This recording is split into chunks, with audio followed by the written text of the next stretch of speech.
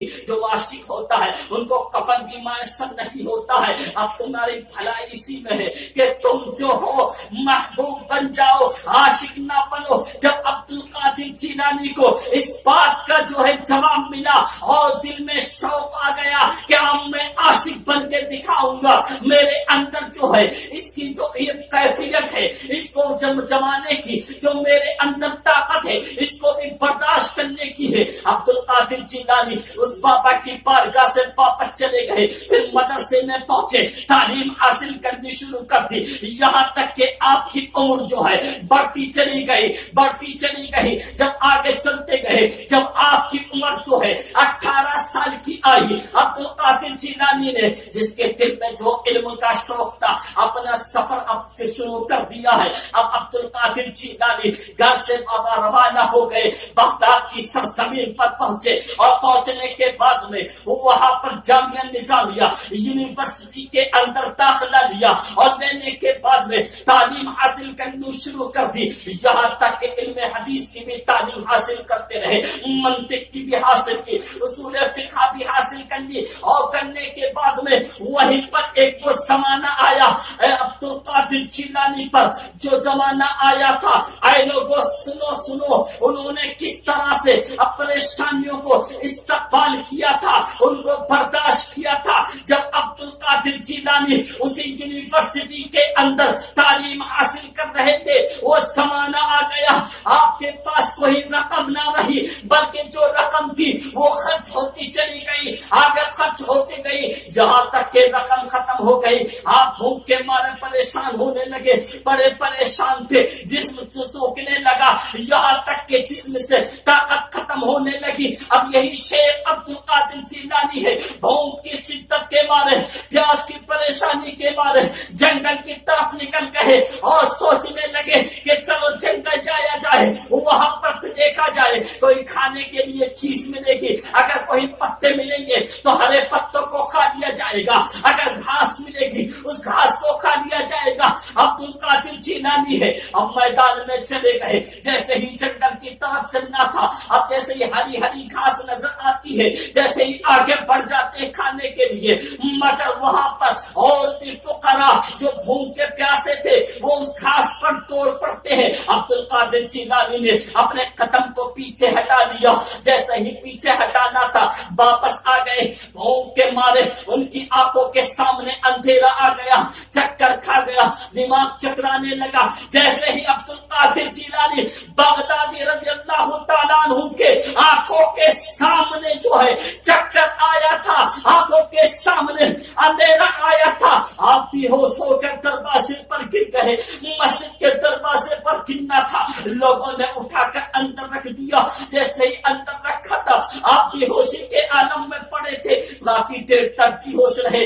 مگر اسی مسجد میں ایک انسان تھا، وہ انسان بھنا ہوا گوشت تھا، روٹی اس کے پاس تھی، ایک کونے کے اندر کھا رہا تھا. عبد القادر جیلانی بیٹھے ہوئے تھے اور بیٹھے ہوئے سوچ رہے تھے کہ شاید مجھے کھانا مل جائے، میرے کھانا مل جائے گا تو میرے جسم کے اندر طاقت آ جائے گی، جب طاقت آ جائے گی تو میں علم حاصل کرنا پھر شروع کر دوں گا. مگر جب وہ انسان جو ہے جو گوشت روٹی کھا رہا تھا، عبد القادر جیلانی کے اوپر نظر پڑ گئی اور کہنے لگا اے بیٹا آؤ تم بھی کھا لو، اے بیٹا آؤ تم بھی کھا لو. اتنا کہا تھا، عبد القادر جیلانی نے انکار کر دیا. مگر اس آدمی نے کہا اے بیٹا آ جاؤ، ان سے کہتے رہے. جب کافی دیر کہا تو وہ عبد القادر جیلانی تشریف لے آئے اور اس کے ساتھ میں کھانا شروع کر دیا. گفتگو شروع ہو گئی اور ہونے کے بعد میں عبد القادر جیلانی نے کہا اے میرے بھائی تو بتاؤ تم کون ہو، کہاں سے آئے ہو. عبد القادر جیلانی کا یہ سوال کرنا تھا. اس انسان نے جواب دیا اے بیٹے سنو، میں جیلان کا رہنے والا ہوں اور میں یہاں پر آیا ہوں. اس کی وجہ آنے کی وجہ سنو کہ میری عورت نے جو ہے مجھے کچھ رقم دی ہے اور یہ کہا کہ جاؤ بغداد چلے جاؤ، میرا بیٹا یونیورسٹی کے اندر تعلیم کو حاصل کر رہا ہے اور وہاں پر جا کر یہ رقم کے آؤ. اتنا کہنا تھا اور اس کے بعد میں کہا کہ میں اس انسان کو طلب کر رہا ہوں، اس انسان کو ڈھونڈ رہا ہوں، کافی دن ہو گئے ہیں کہ جس کا نام عبد القادر جیلانی ہے، اس کا نام عبد القادر ہے، میں اس کو ڈھونڈتا پھر رہا ہوں، مگر وہ عبد القادر جیلانی جس کا نام ہے، وہ انسان، وہ لڑکا، وہ مجھے نظر نہیں نہ آ رہا ہے۔ جب اتنا سننا تھا، عبد القادر جیلانی کی آنکھوں میں آنسو آ گئے اور زاروں قطار رونا شروع کر دیا اور رونا تھا۔ اس کے بعد میں اس آدمی نے کہا، اے بیٹا رو نہیں، اب تم بتاؤ تم کون ہو، تو اتنا کہا تھا۔ عبد القادر جیلانی نے جواب دیا کہ جس لڑکے کا تم انتظار کر رہے ہو، جس کی تلاش میں تم 3 دن سے بھوکے پیاسے ڈھونڈ رہے ہو، وہی عبد القادر جیلانی ہے۔ نعرہ تکبیر، نعرہ رسالت،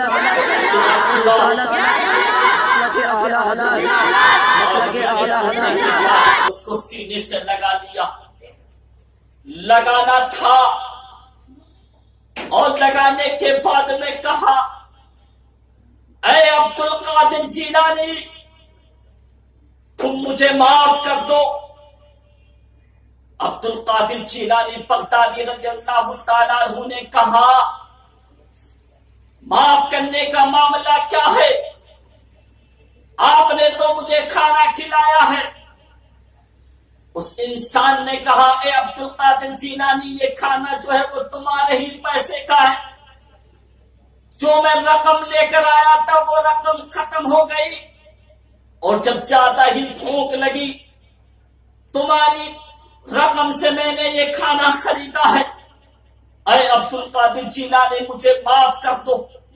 اتنا کہا تھا، عبد القادر جیلانی نے معاف کیا، اور کرنے کے بعد میں رقم لی، کچھ رقم اس انسان کو دے دی کہ جاؤ تم واپس چلے جاؤ، اور اس رقم کو عبد القادر جیلانی نے لیا، اور لینے کے بعد میں جہاں پر فقراء مساکین پریشان تھے، جنہیں کھانا نہیں مل رہا تھا، عبد القادر جیلانی اس پیسے کو لے کر وہاں پر پہنچ گئے، اور اس دریا پر پہنچنے کے بعد میں تمام فقراء کو آواز تھی کہ اے پیاسے والو، اے بھوکے والو، آ جاؤ، اب کھانا ہم تم بیٹھ کر کھائیں گے۔ اتنی آواز سنی تھی، تمام فقراء آ گئے، اور آنے کے بعد میں عبد القادر جیلانی سے پوچھنے لگے، کہاں سے کھانا کھلاؤ گے، تم بھی تو بھوکے ہو۔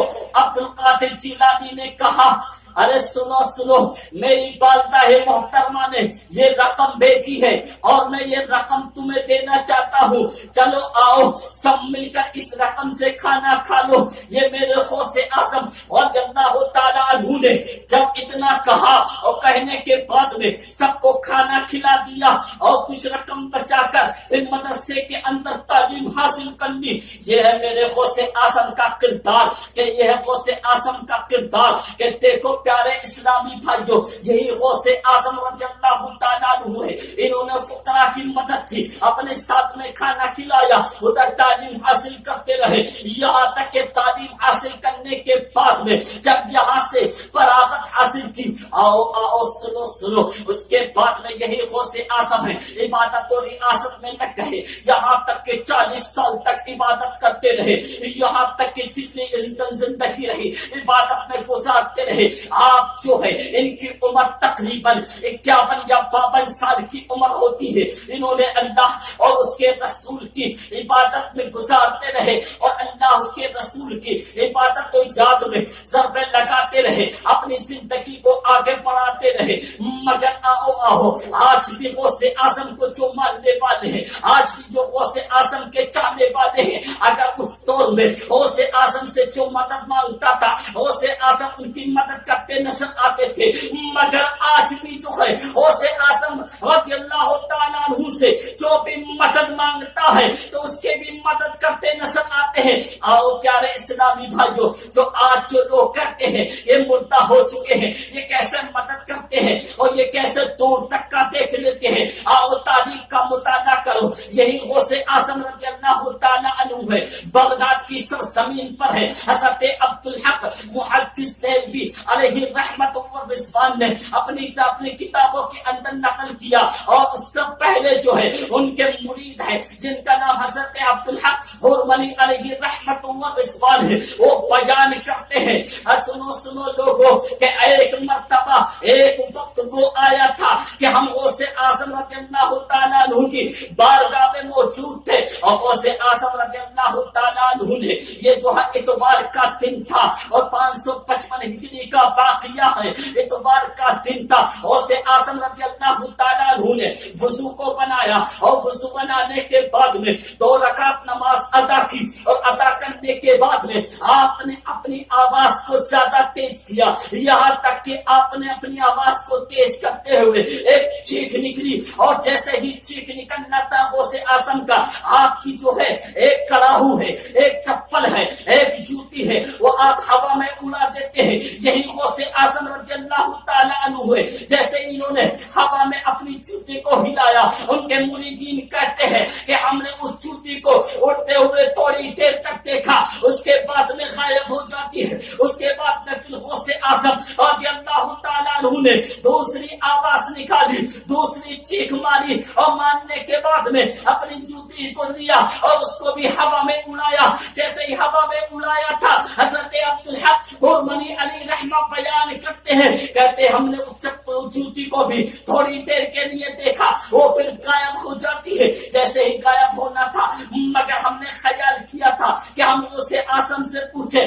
مگر غوث اعظم رضی اللہ تعالیٰ عنہ کا چہرہ جو ہے مغیر ہو چکا تھا، تغیر ہو چکا تھا، آپ کا چہرہ جو ہے بدل رہا تھا۔ کسی مرید کی جو ہمت آتی کہ غوث اعظم سے معلوم کر لے کہ غوث اعظم رضی اللہ تعالیٰ یہ معاملہ کیا ہے، مگر کوئی پوچھنے کی ہمت نہیں رکھتا تھا۔ تو حضرت عبدالحق حرمنی علیہ رحمت و رضوان بیان کرتے ہیں کہ اسی کے 3 دن کے بعد میں جو ہے کچھ لوگ آئے، اور آنے کے بعد میں دروازے پر دستک دی۔ جیسے ہی دستک دینا تھا، اور دینے کے بعد میں ہم نے اجازت طلب کی، غوث اعظم سے اجازت مانگنے کے بعد میں غوث اعظم نے کہہ دیا جو آنے والے ہیں ان کے آنے دو۔ جیسے ہی دروازہ کھولا تھا، ان لوگوں نے سب سے پہلے جو ہے وہ غوث اعظم کی چپل کو دے دیا، اور ہم نے لیا۔ لینے کے بعد میں غوث اعظم کی بارگاہ میں پیش کی، مگر معاملہ سمجھ میں نہیں آ رہا تھا۔ تو انہی میں سے ایک آپ کی دنی سے حضرت عبدالحق حرمنی علیہ رحمہ پوچھتے ہیں کہ یہ تو بتاؤ یہ معاملہ کیا ہے، یہ غوث اعظم کی چونکہ تمہارے پاس کہاں سے آ گئی ہے؟ تو وہ انسان بیان کرتا ہے کہ اے حضرت عبدالحق حرمنی سنو کہ ہم ایک بیابان میں ہم سفر کر رہے تھے، جیسے ہی سفر کرنا تھا ڈاکوؤں نے ہمیں گھیر لیا، اور گھیرنے کے بعد میں ہمارے کچھ ساتھیوں کو مار دیا اور ہمارا مال چھین لیا تھا۔ ہمارے مال کو چھیننے کے بعد میں دور سے جو ہے وہ مال کو تسلیم کر رہے تھے، آپس میں بانٹ رہے تھے۔ تو ہم نے خیال کیا کہ اگر یہ مال ہمارا جو ہے واپس آ جائے گا تو یہی نذرانہ ہم غوث اعظم کی بارگاہ میں پیش کر دیں گے، اور جیسے ہی پیش کر دیں گے یہ ہم نے مدت دل میں مانی تھی۔ مگر غوث اعظم رضی اللہ تعالیٰ عنہ کو یہ پکارنا تھا، ایک غیب سے آواز آئی تھی، اور وہ چیخ ہم نے اپنے کانوں کے اندر سنی تھی۔ جیسے ہی کانوں کے اندر وہ چیخ سنی تھی، اور وہ چیخ جو تھی ان ڈاکوؤں کے کانوں کے اندر بھی پہنچی تھی۔ پہنچنا تھا، پہنچنے کے بعد میں ان کا جو ہے بدن لرزنے لگا تھا، ان کا دل گھبرانے لگا، مگر اسی کے بعد میں جو ہے وہ جو جوتیاں بھی دیکھی تھی، وہ جوتیاں ان ڈاکوؤں کو مارتی نظر آ رہی ہے۔ مگر انہی میں سے ایک ڈاکو آیا، اور آنے کے بعد میں ہم سے کہنے لگا کہ ہمیں معاف کر دو، ہمیں معاف کر دو، ہمارا مال لے لو، یہ تمہارا جو مال ہے یہ سب لے جاؤ، اگر اور مال لینا چاہو تو اور بھی مال لے لو۔ مگر یہی انسان کہتا ہے ہم ان کے پاس میں گئے تو وہاں پر یہ جوتی پڑی تھی اور کچھ ڈاکو مرے ہوئے تھے، ہم نے ان جوتیوں کو لیا اور لینے کے بعد میں مال لیا۔ ہم غوث اعظم کی بارگاہ میں یہ نذرانہ دینے آ گئے ہیں۔ یہ غوث اعظم رضی اللہ تعالیٰ عنہ کی کرامت ہے۔ آج غوث اعظم رضی اللہ تعالیٰ عنہ سے جو مدد مانگتا ہے ملتی ہے. انہوں نے مدد مانگی تو انہیں مدد مل گئی. یہی غوث اعظم کی نسل کرم ہے, یہی غوث اعظم رضی اللہ تعالیٰ عنہ ہے. آؤ دیکھو پیارے اسلامی بھائیوں, ان کی زندگی جو گزری ہے, یہ مقدس زندگی جو گزری ہے, یہ سنت رسول پر گزری ہے. اور ہمیں بھی چاہیے کہ اگر ہم غوث اعظم کے ماننے والے ہیں, اگر ہم خواجہ غریب کے ماننے والے ہیں, اگر ہم غوث اعظم کے چاہنے والے ہیں, اعلیٰ حضرت کے ماننے والے ہیں, تو ہمیں ان کی زندگی پر عمل کرنا ہوگا, ان کے نقش قدم پر عمل کرنا ہوگا, ان کی زندگی کا مطالعہ کرنا ہوگا. جس طرح سے انہوں نے نمازوں کی پابندی کری ہے, ہمیں بھی نمازوں کی پابندی کرنی ہوگی. مگر یہی اللہ کے ولی ہے, اگر جس پر نگاہ ڈال دے تو اس کی دنیا بدلتی نظر آتی ہے. نگاہ ولی میں اور تاثیر دیکھی بدلتی ہزاروں کی, تقدیر دیکھی. یہی وہ ولی کامل ہے, یہی امام غوث اعظم رضی اللہ تعالیٰ عنہ ہے, یہی غوث اعظم رضی اللہ تعالیٰ عنہ جن کی اب آخری وقت چلتا ہے. تو یہ جو ہے 561 ہجری میں اس دنیا سے جو ہے تشریف لے جاتے ہیں. انا للہ و انا الیہ راجعون.